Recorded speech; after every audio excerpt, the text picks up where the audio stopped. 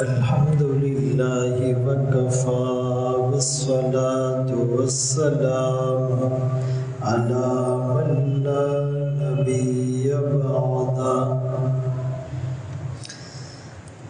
أما بعد فأعوذ بالله من الشيطان الرجيم بسم الله الرحمن الرحيم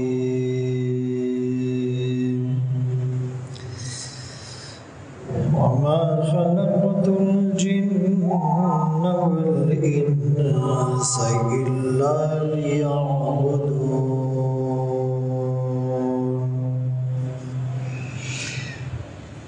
وقال النبي صلى الله عليه وسلم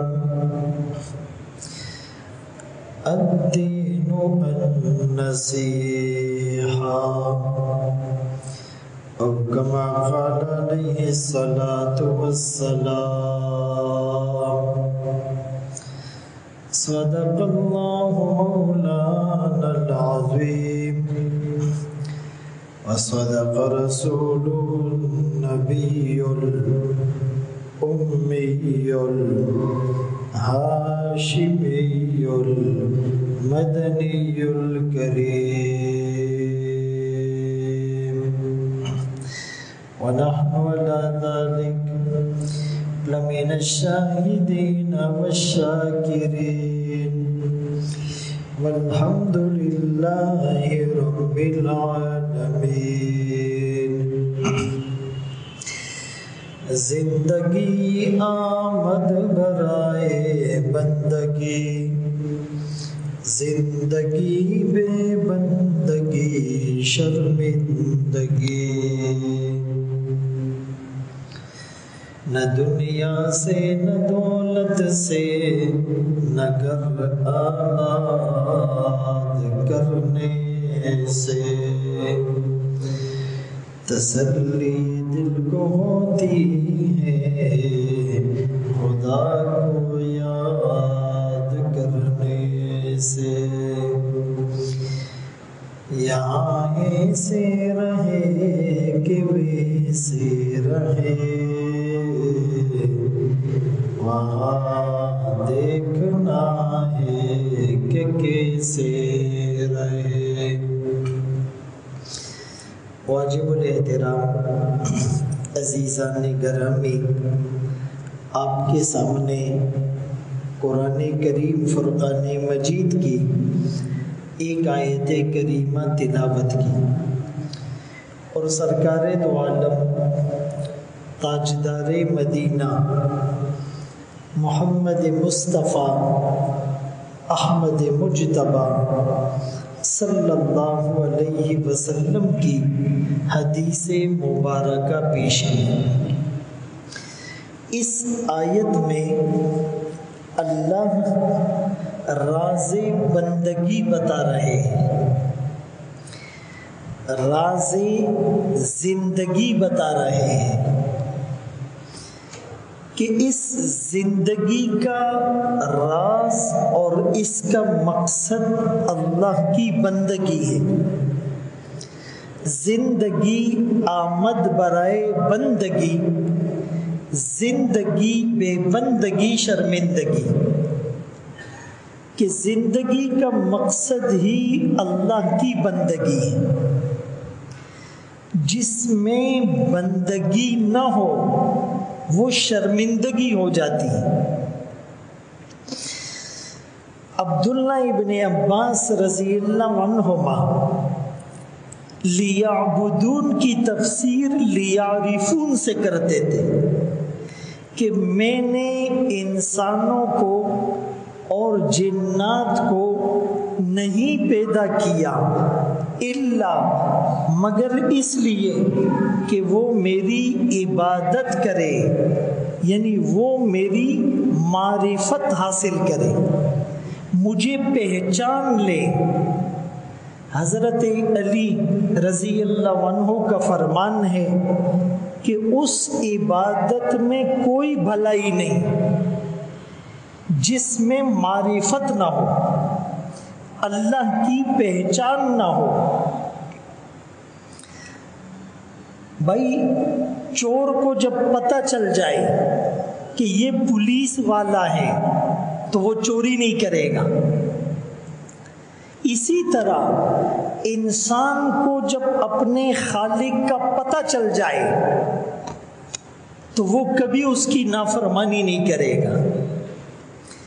چور کو یقین ہوتا ہے پولیس کے سامنے چوری کروں گا تو سزا ملے گی، جیل میں ڈالا جاؤں گا۔ انسان کو یہ استحضار ہو جائے کہ اللہ کی نافرمانی کروں گا تو جہنم میں ڈالا جاؤں گا، یہ نافرمانی سے بچ جائے گا۔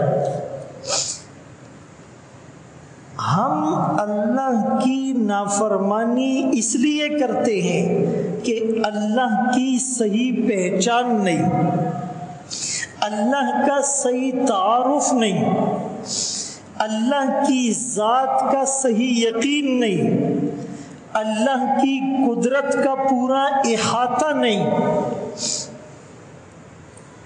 اسی لیے اس آیت کریمہ میں اللہ پاک انسان کو، جنات کو پیدا کرنے کا ایک بنیادی مقصد اور ایک آبجیکٹو بتا رہے ہیں کہ میں نے تمہیں پیدا کیا، دنیا میں بھیجا، تم میری ذات کو پہچان لو اور میری بندگی شروع کر دو۔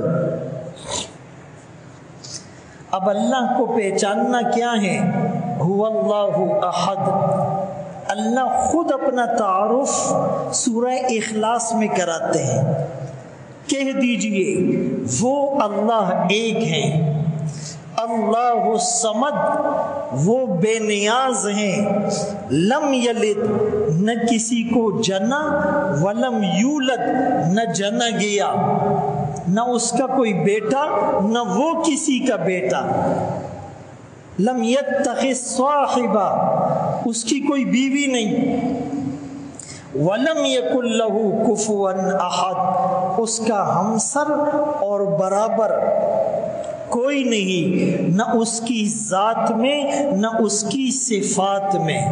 یہ سر جھکے صرف اس کے سامنے،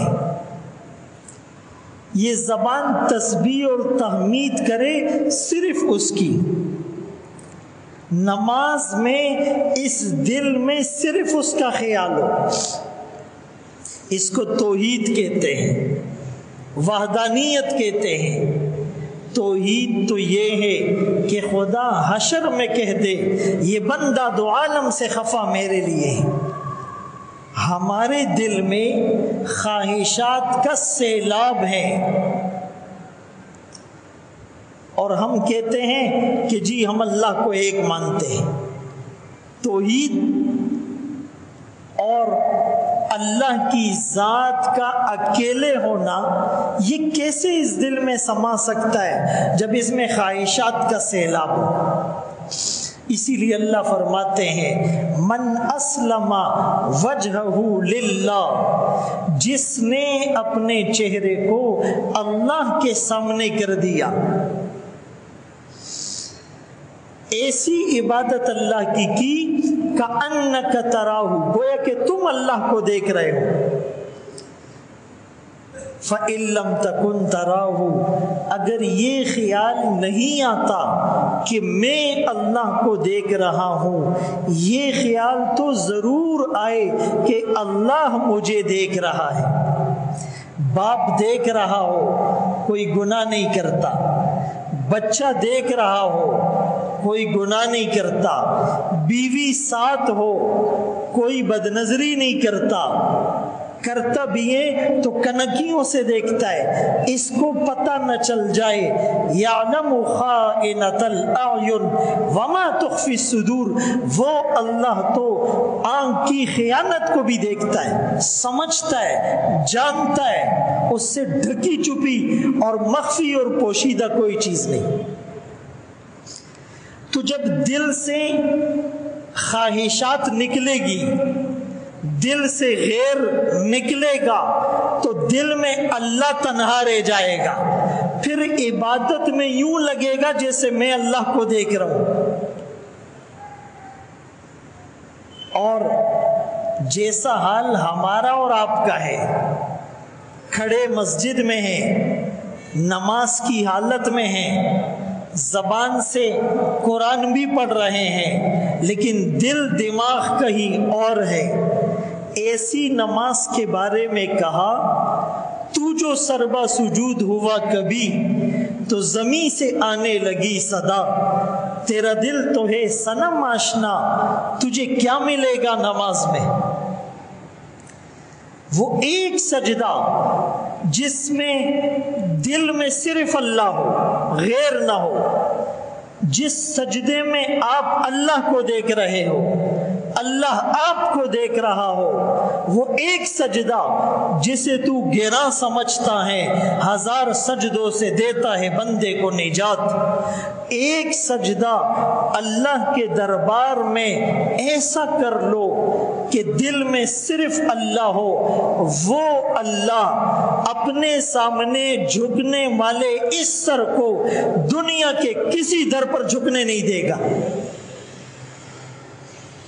اس کی غیرت گوارا نہیں کرتی میرے سامنے جھکنے والا سر کہیں اور جا کر جھکے، میرے سامنے والے اٹھنے والے ہاتھ کسی اور کے سامنے اٹھے، میرے سامنے جھولی اور دامن پھیلانے والا کسی اور سے بھیک مانگے، یہ اس کی غیرت گوارا نہیں کرتی۔ لیکن ہم اس طرح کا سجدہ کر کے تو دکھائیں۔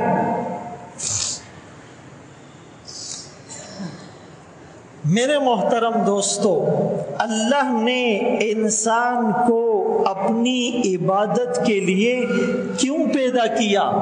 اس کو ہماری عبادت کی کیا ضرورت پیش آئی؟ اس کو ہماری عبادت سے کیا فائدہ ہے؟ کوئی فائدہ نہیں ہے۔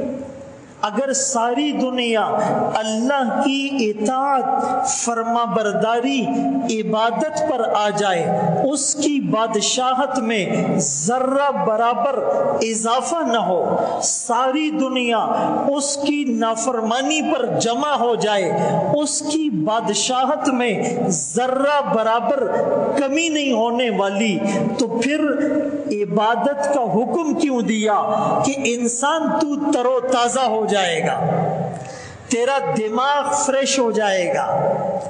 آدمی کو بھوک لگ جائے، کھانا کھاتا ہے، انرجی بحال ہو جاتی ہے۔ آدمی کو پیاس لگتی ہے، شربت پیتا ہے، انرجی بحال ہو جاتی ہے۔ آدمی کو تھکن ہوتی ہے، نیند کرتا ہے، آرام مل جاتا ہے۔ آدمی کو تکلیف ہوتی ہے، ٹیبلٹ کھاتا ہے، اس کو آرام آ جاتا ہے۔ اسی طرح جب تیری روح بے چین ہوگی، تو میرے سامنے جھکے گا، تیری روح کو قرار اور سکون آ جائے گا۔ اس عبادت میں بھی اس کا فائدہ کوئی نہیں، میرا اور آپ کا فائدہ ہے۔ اور دوسری مثال کہ اس دماغ کی مثال میگنیٹ، مقناطیس کی طرح ہے۔ مقناطیس چیزوں کو اپنی طرف کھینچتا ہے، لوہے کو کھینچتا ہے۔ اسی طرح انسان جس چیز کو سوچتا ہے، جو چیز سوچتا ہے اس سے ملتی جلتی چیزیں خود بخود آنا شروع ہو جاتی ہیں۔ آپ مٹی میں میگنیٹ اور مقناطیس کو ڈالو، وہ مٹی کو کھینچے گا، وہ لوہے کو کھینچے گا۔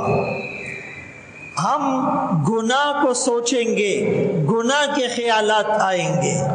ہم مراقبہ کریں گے، ذکر کر کے اللہ کو سوچیں گے، پیاری چیزیں اندر آئیں گی۔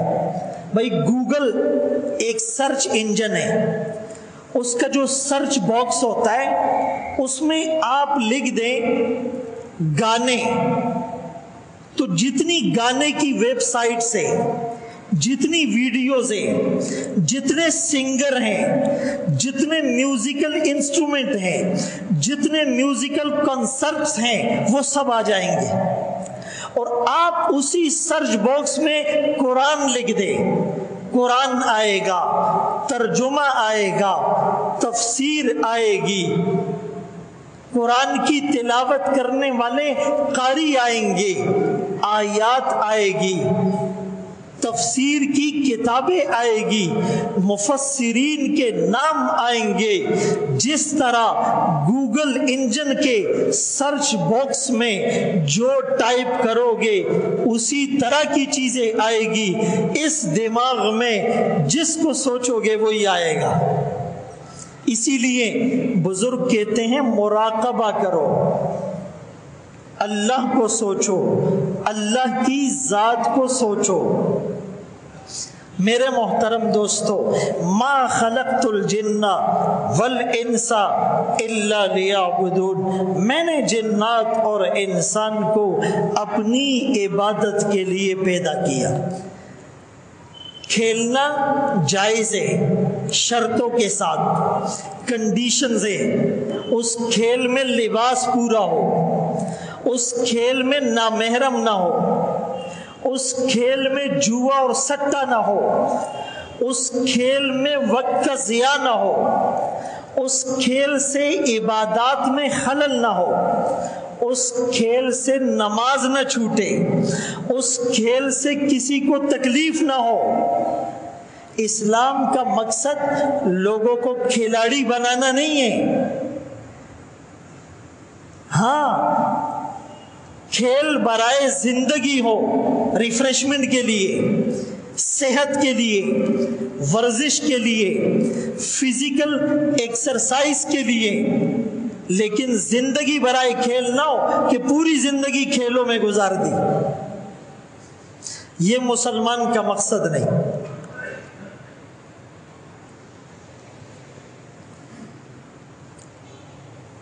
اسی لیے بندگی کا جو اعلیٰ معراج ہے وہ نماز ہے، یعنی تلاوت بھی بندگی ہے، اللہ کا ذکر بھی بندگی ہے، اور عاجزی اور انکساری بھی بندگی ہے۔ لیکن نماز وہ بندگی ہے جس میں اللہ نے ساری عبادتوں کو جمع کر دیا۔ بھائی درختوں کی عبادت وہ قیام میں ہے، کھڑے ہوئے، پہاڑوں کی عبادت وہ قاعدے کی حالت میں تشہد میں بیٹھے ہوئے، چار پاؤں والے جانوروں کی عبادت وہ ہر وقت رکوع میں ہیں، سانپ اور حشرات الارض اور رینگنے والے جانوروں کی عبادت وہ ہر وقت سجدے میں ہیں، پرندوں کی عبادت وہ پروں سے اڑ رہے ہیں، زبان سے چہچہا کر اللہ کی تسبیح کر رہے ہیں، سورج اور چاند کی عبادت وہ سجدہ کرتے ہیں، الشمس والقمر بحسبان والنجم والشجر یسجدان، یہ ستارے اور درخت سجدے میں ہیں، ہر چیز عبادت میں ہے۔ کل قد علم صلاۃ و تسبیحا، ہر چیز نے اپنی نماز کا طریقہ، پیٹرن، اپنی تسبیح کے بول سیکھ لیے ہیں۔ وَإِن مِّن شَيْءٍ إِلَّا يُسَبِّحُ بِحَمْدِهِ وَلَٰكِن لَّا تَفْقَهُونَ تَسْبِيحَهُمْ، کائنات کی ہر چیز اللہ کی حمد و ثنا کر رہی ہے، تم اسے نہیں سمجھ پاتے۔ لیکن انسان کی نماز میں اللہ نے درختوں والا قیام بھی شامل کر دیا، چوپایوں والا رکوع بھی شامل کر دیا، پہاڑوں والا قاعدہ بھی شامل کر دیا، رینگنے والے جانوروں کا سجدہ بھی شامل کر دیا، پرندوں کی بولی اور ذکر اور تسبیح بھی شامل کر دی۔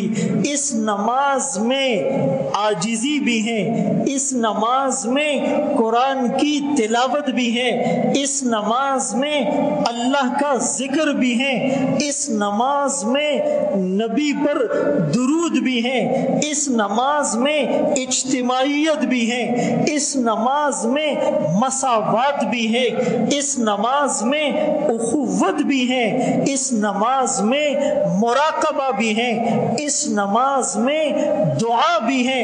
کائنات کی ساری عبادتوں کو اللہ نے انسان کی نماز میں جمع کر دیا، تو بندگی کی جو معراج ہے وہ نماز میں ہے۔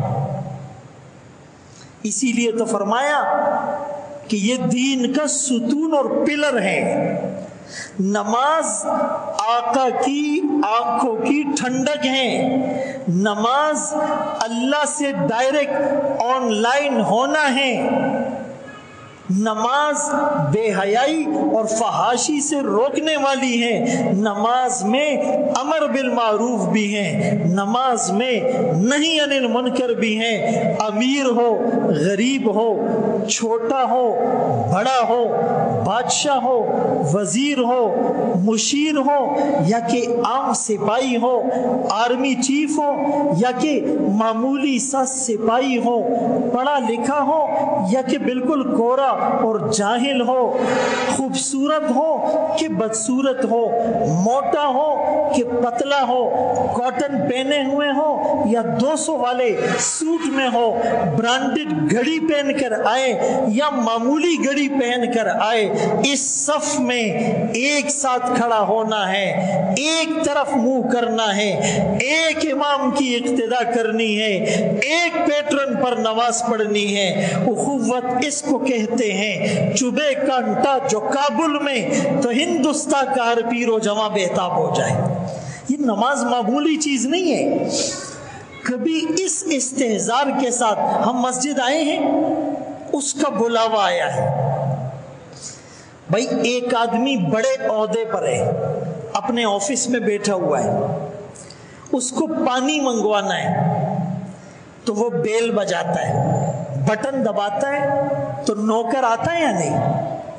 اب پتہ چلے جی وہ بٹن دبا رہا ہے، بیل بجا رہا ہے، نوکر صاحب نہیں آئے، آدھے گھنٹے بعد آیا، تو مالک نے پوچھا دیر کیوں کی؟ کہنے لگا جی میں کھانا کھا رہا تھا اس لیے دیر سے آیا، میں تھوڑا ریسٹ کر رہا تھا اس لیے دیر سے آیا، میں تھوڑا اخبار پڑھ رہا تھا اس لیے دیر سے آیا، میں ڈرامہ دیکھ رہا تھا وہ ختم ہوا تو آیا، میں میچ دیکھ رہا تھا اس لیے دیر ہو گئی، میں فلم دیکھ رہا تھا اس لیے دیر ہو گئی، میں کتاب پڑھ رہا تھا اس لیے دیر ہو گئی، میں کسی سے کال پر بات کر رہا تھا اس لیے دیر ہو گئی، میں چیٹ کر رہا تھا اس لیے دیر ہو گئی، میں میل کر رہا تھا اس لیے دیر ہو گئی، میں یوٹیوب پر کچھ دیکھ رہا تھا اس لیے دیر ہو گئی، میں کالم لکھ رہا تھا اس لیے دیر ہو گئی، آرٹیکل پڑھ رہا تھا اس لیے دیر ہو گئی۔ آپ بتاؤ نوکر اس کو انعام دے گا؟ یار تم تو بڑا اچھا کام کر رہے تھے، یہ تمہارا انعام ہے؟ نہیں میرے دوستو، مالک کہے گا جب میں نے بیل بجائی سب چھوڑ کے تجھے آنا تھا، تجھے تنخواہ میں دیتا ہوں، تجھے رہائش میں نے دیے، تجھے کھانا پینا میں دیتا ہوں، تیرے کپڑوں کا بندوبست میں کرتا ہوں، تیرا میڈیکل کا خرچہ میں اٹھاتا ہوں، سب چھوڑ کر آئے گا، آتے یا نہیں؟ ایک دفعہ میرا ایک دوست تھا اور وہ گورنمنٹ کا اچھے عہدے پر افسر ہے ایک ادارے میں، وہ گاڑی چلا رہا تھا، میں اس کے ساتھ بیٹھا ہوا تھا، اس کے منہ میں گٹکا تھا، اور جس کے منہ میں گٹکا ہوتا ہے تو وہ بیچارہ سلام کا جواب بھی نہیں دے سکتا. گٹکا کھانے کے نقصانات، نسوار کھانے کے نقصانات. ایک نقصان یہ ہے کہ پیسے ضائع ہوتے ہیں. ان پیسوں کا جواب دینا ہوگا. دن میں 100 روپے کے گٹکے، مہینے میں 3000 کے گٹکے، 1000 کی نسوار، 2000 کے سگریٹ پینے والا اللن فقیر، اس مال کا تجھے حساب دینا ہے. اور دوسرے نمبر پر اس کے دانت خراب ہوں گے، اس کو بیماری لگ جائے گی، صحت کی نعمت ضائع کی، اللہ پوچھے گا. تیسرے نمبر پر یہ سلام کا جواب نہیں دے سکتا، یہ کسی سے بات چیت نہیں کر سکتا. گٹکا منہ میں ہو اور بات کرے انسان لگتا ہی نہیں ہے، یا لگتا ہے بہت غور سے انسان لگتا ہے. تو اس کے منہ میں بھی گٹکا تھا، ڈرائیونگ کر رہا تھا. اچانک اس کو اس کے بڑے افسر کی کال آئی. آپ یقین مانے اس نے کہا شیشہ نیچے کروں گا، یہ پھینکوں گا، ٹائم لگے گا. گاڑی روک کر یہ پھینکوں گا، ٹائم ضائع ہوگا، افسر ناراض ہو جائے گا. وہ زہریلا گٹکا نگل لیا. دنیا کے افسر سے ڈرنے والوں، کاش ہم اللہ سے ڈرتے.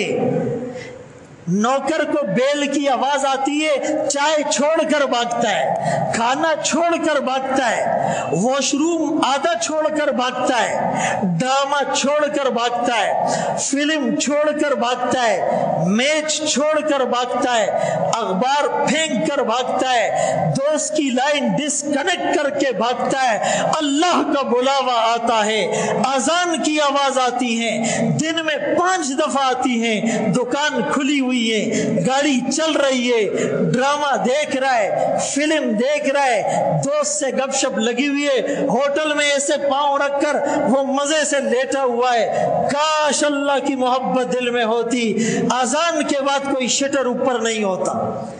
جمعے کا دن ابھی آپ جا کر دیکھیں، دکانیں کھلی ہوئی ہیں، ہوٹل کھلے ہوئے، پہلی اذان کے بعد کاروبار کرنا حرام ہے، حرام ہے. لوگ لگے ہوئے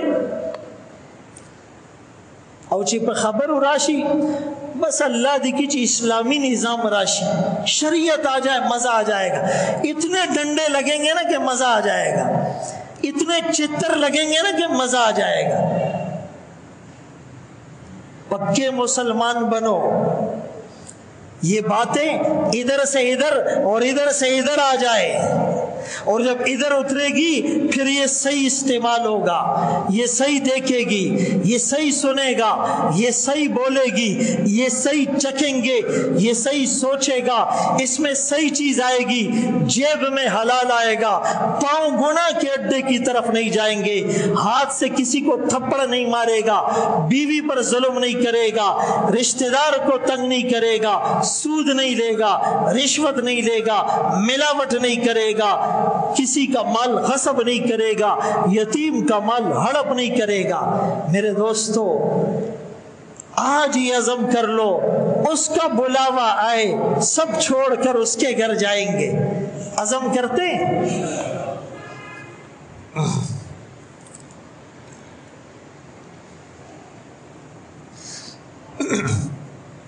ابھی میں اکثر سوچتا ہوں کہ یار آج یہ باتیں کروں گا، وہ بیچ میں کچھ ایسا موضوع آ جاتا ہے کہ ہر جمعے کو میں 50% تقریر بھی نہیں کرتا ہوں، ٹائم ختم ہو جاتا ہے.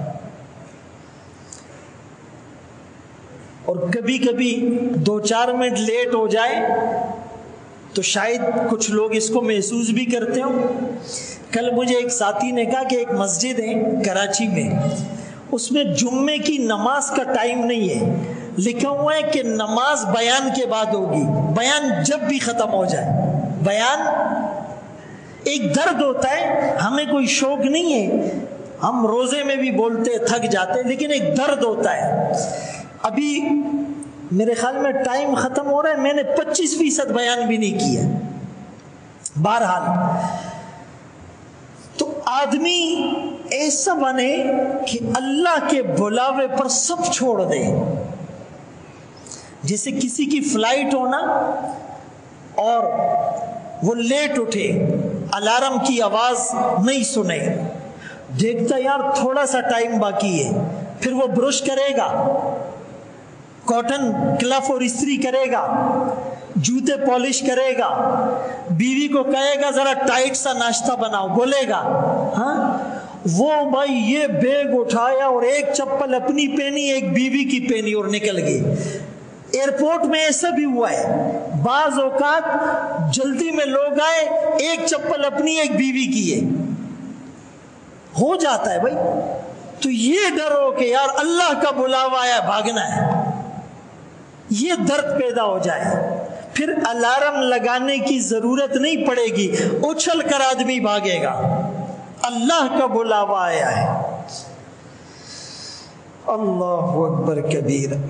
تو میرے محترم دوستو, میں عرض کر رہا تھا انسان کی اس بندگی والی نماز میں اللہ نے ساری کائنات کو جمع کر دیا, ساری کائنات کو جمع کر دیا.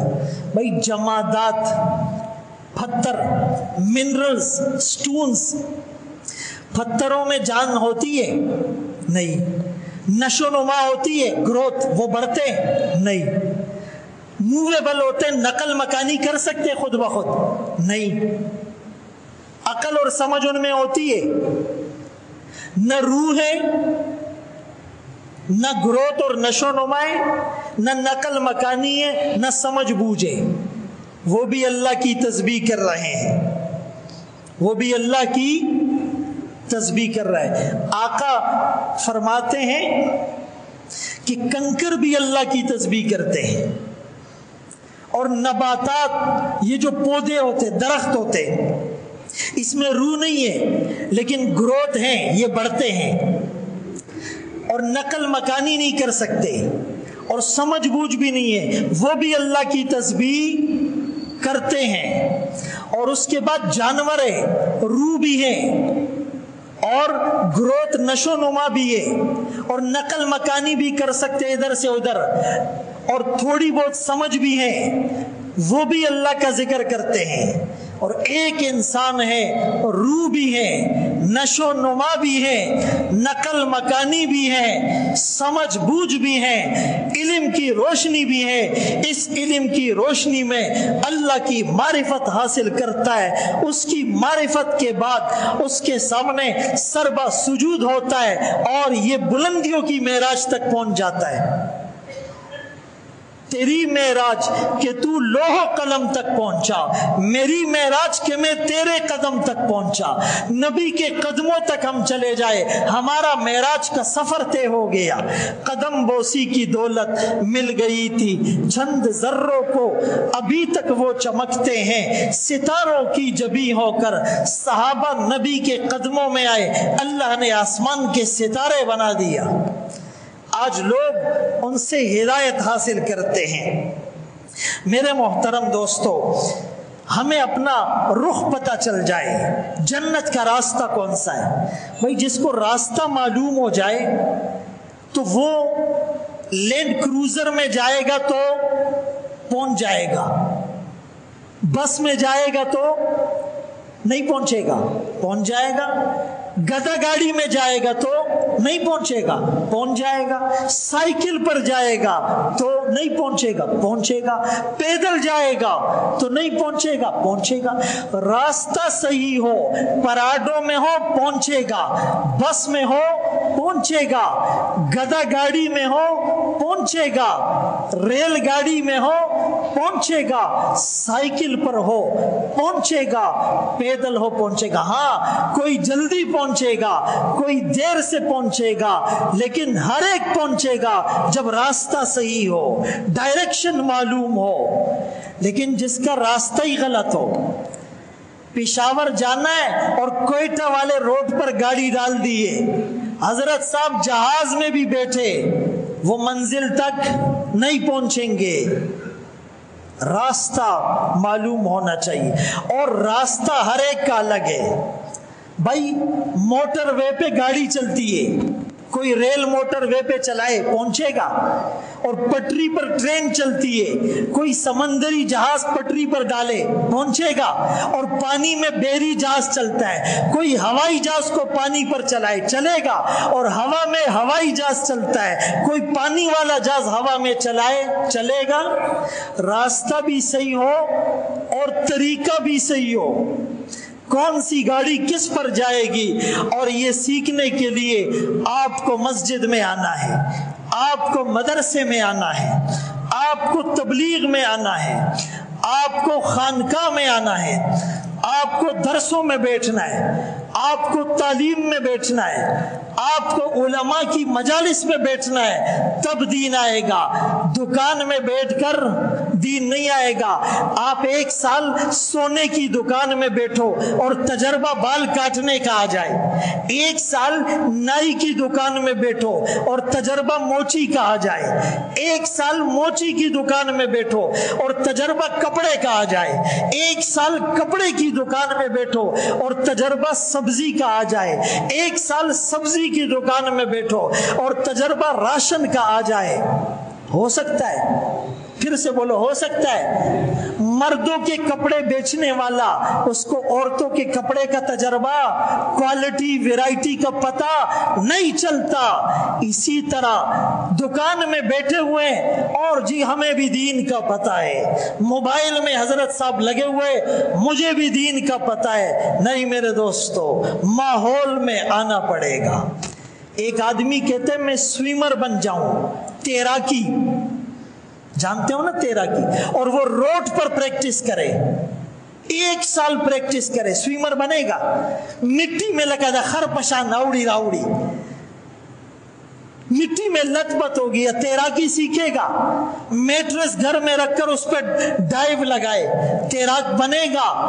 تیراکی سیکھنے کے لیے پانی میں اترنا پڑے گا، ڈرائیور بننے کے لیے موٹر وے پہ گاڑی ڈالنی پڑے گی، پائلٹ بننے کے لیے ہوائی جہاز کو ہوا میں اڑانا پڑے گا، بحری جہاز چلانے کے لیے سمندر میں بحری جہاز اور کشتی رانی کا سفر طے کرنا پڑے گا، تب بات سمجھ میں آئے گی۔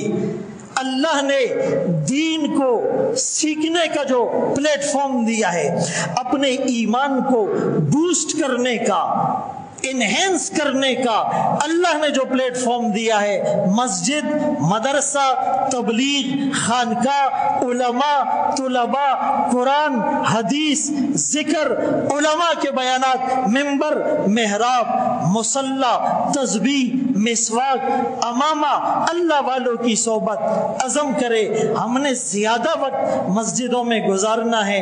اللہ تعالیٰ ہم سب کو دین پر عمل کرنے کی توفیق نصیب فرمائے۔ وآخر دعوانا ان الحمد للہ رب العالمین۔